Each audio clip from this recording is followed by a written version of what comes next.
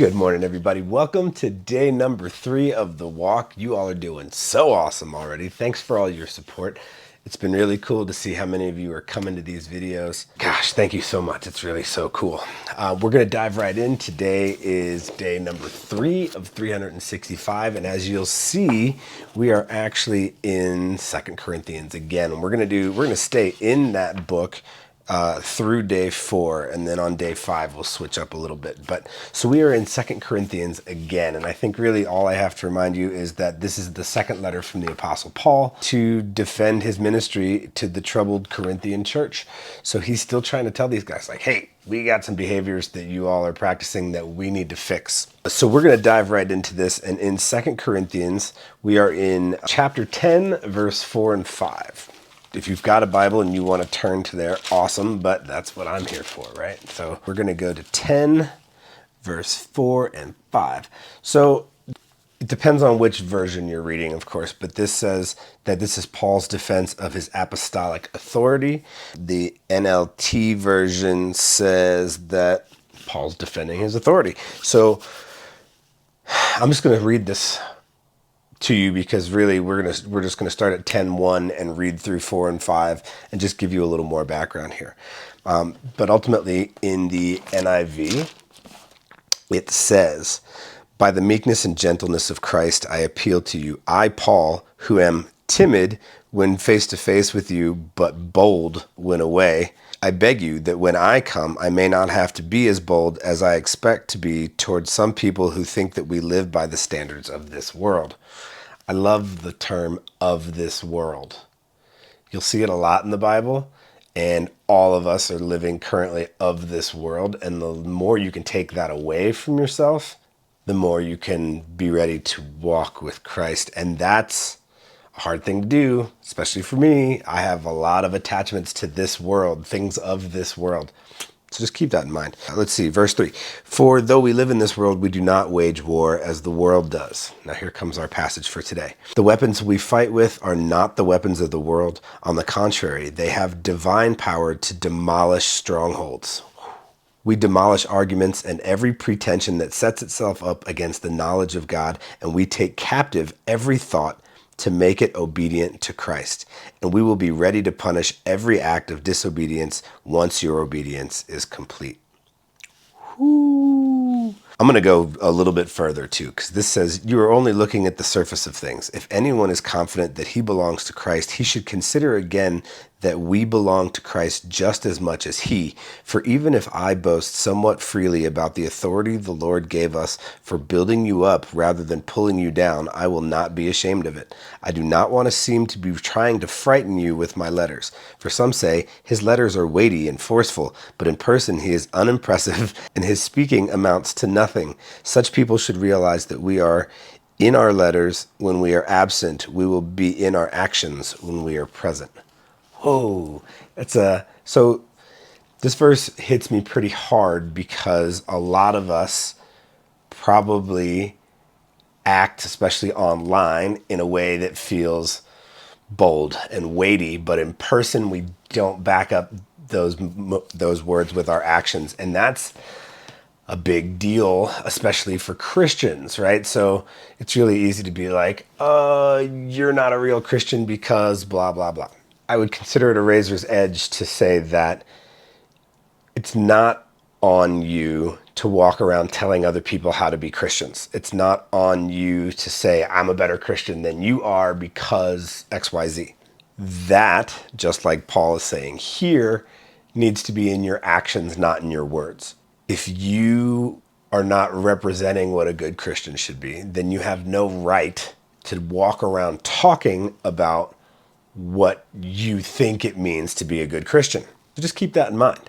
Again, our version of the passage says the weapons we fight with are not the weapons of the world. On the contrary, they have divine power to demolish strongholds.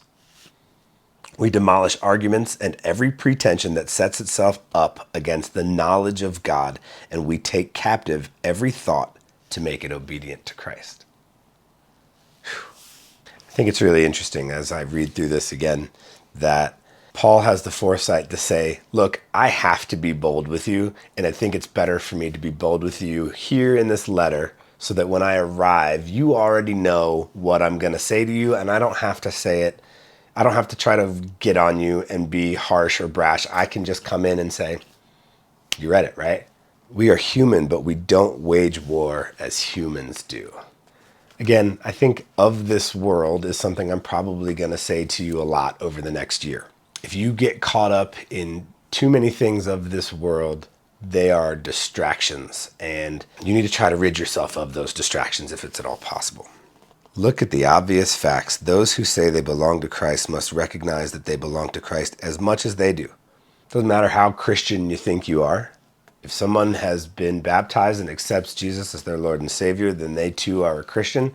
And everybody tends to be at varying levels of obedience, for lack of a better word. But that doesn't make you any less Christian. Isn't that good to know?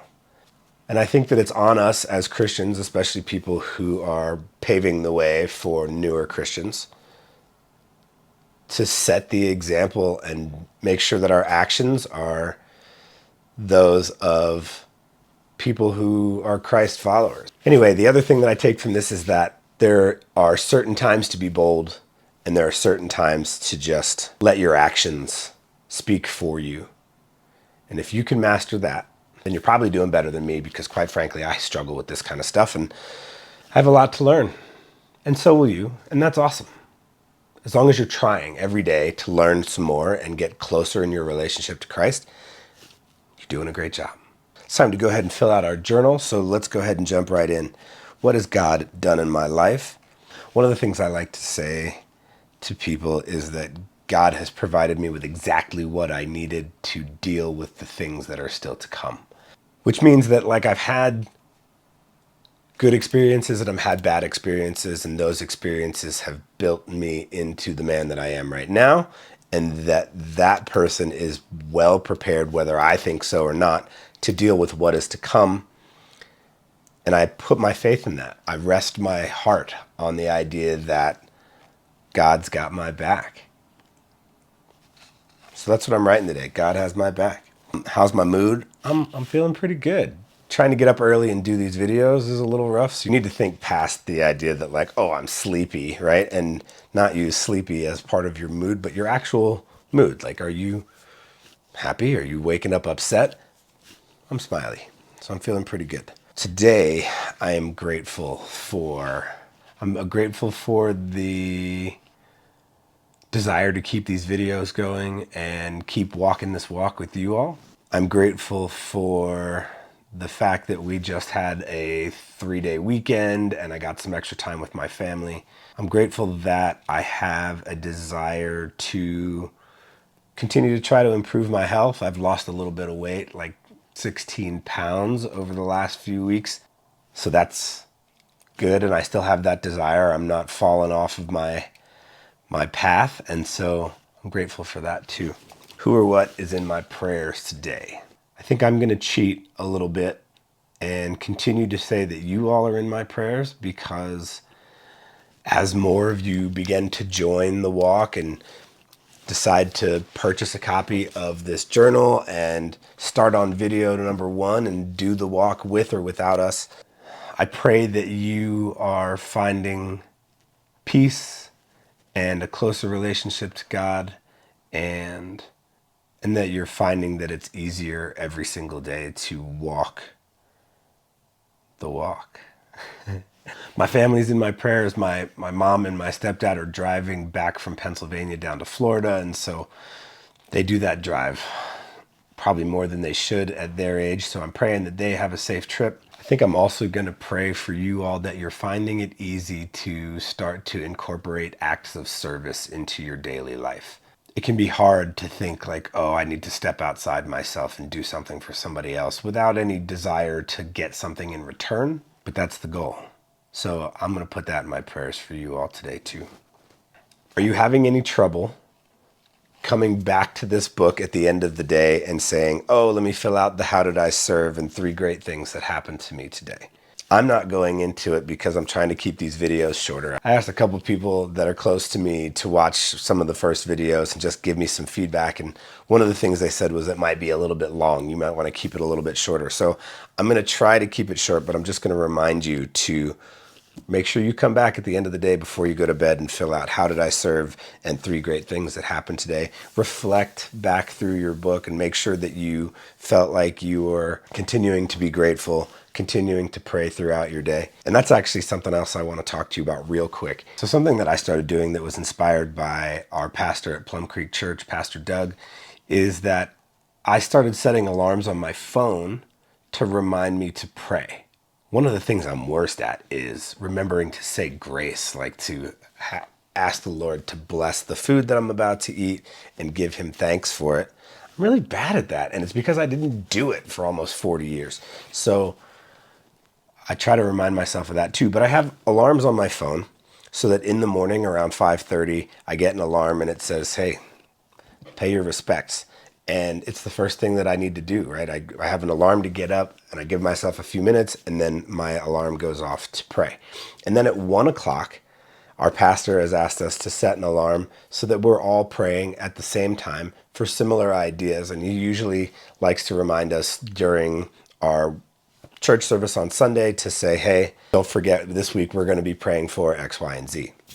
And if we don't have anything, you just pray at 1 o'clock in the middle of your day. And then I also have one set for like 8:30. And at 8:30, boom, my alarm goes off. I stop what I'm doing because there's nothing more important than paying respects to my Lord. And I go ahead and pray. And I don't always nail it. But again, it's a work in progress, right? So if you're interested, go ahead and set some alarms for yourself, some reminders to,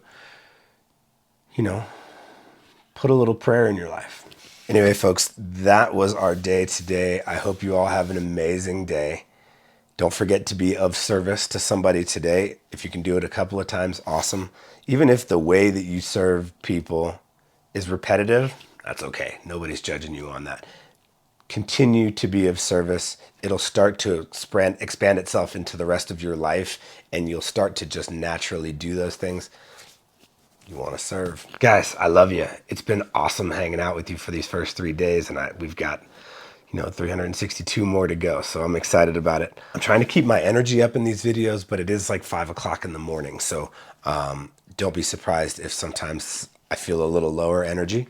But if you have any comments about these videos, or you want to see something different, or you want me to I screwed up a whole passage and you want to talk to me more about it, put it in the comments. Don't forget, if you haven't done it already, to hit subscribe and bang that notification bell so you get notifications every time I post a video.